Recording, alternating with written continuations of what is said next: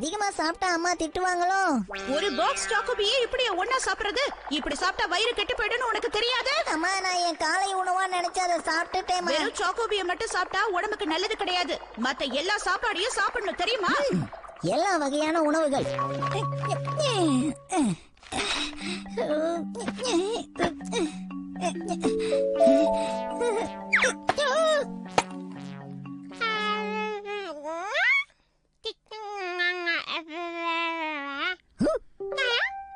இப்ப எதுக்கு தேவையில்லாம இவ எந்திரிச்சா?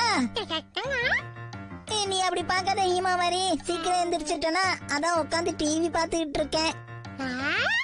என்ன என் அன்பு தங்கச்சி, இதெல்லாம் நமக்குள்ள கொஞ்சம் ரகசியமா இருக்கட்டும்.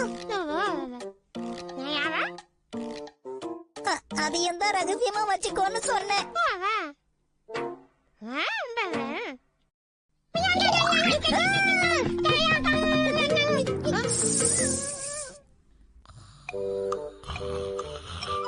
மிஸ்டர் நொகாரா. புரிஞ்சிருச்சு மேனேஜர். நான் ஒழுங்கா நடந்துக்கிறேன் மேனேஜர். கொஞ்ச நேரம் அமைதியா இருந்தா உனக்கு குடிக்க பால் எடுத்துட்டு வருவேன். பால் மட்டும் இல்ல, ஒரு பாக்கெட் பிஸ்கட்டும் தரேன். ஓகேவா?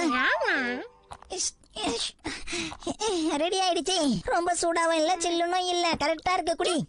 ஒரு வழியா இந்த ஹீமாவாரிய சமாளிச்சுட்டேன். நான் பல வகையான உணவுகளை சாப்பிட்டுக்கிட்டே டிவி பார்த்தா அம்மா என்ன ஒண்ணும் சொல்ல மாட்டாங்க.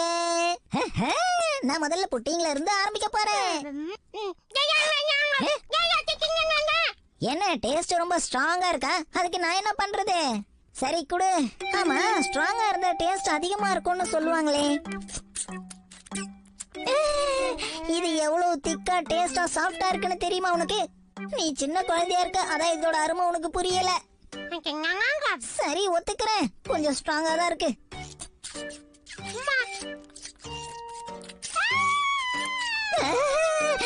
ரொம்ப நல்லா இருக்கு. மன்னிச்சிரு, உனக்கு வேற கொண்டு வந்து தரேன். ஓ, இது காலி ஆயிடுச்சே. இரு, இந்த தண்ணியை யூஸ் பண்றேன். என்ன வேண்டாமா? இந்த வயசுலயே பால்ல தண்ணி கலக்கிற விஷயம் உனக்கு புரியுதா? கொஞ்ச நேரத்துக்கு அமைதியா வெயிட் பண்ண. என்ன என்னோட அருமையான காலை வேலை இப்படி வீணா போகுதே. நான் இந்த மோங்கி கிச்சன்ல பார்க்க போறேன்.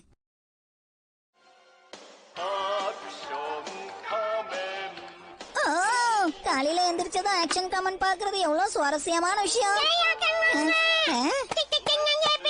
என்னது, உனக்கு போன் பக்கம் எக்ஸசைஸ் பார்க்கணுமா? சான்ஸே இல்ல. என்ன மாதிரி பசங்க எல்லாம் ஆக்ஷன் காமெண்ட் தான் பாப்போம். ஹீமாவாரி, ஒழுங்கா ரிமோட் கையில கொடுத்துரு.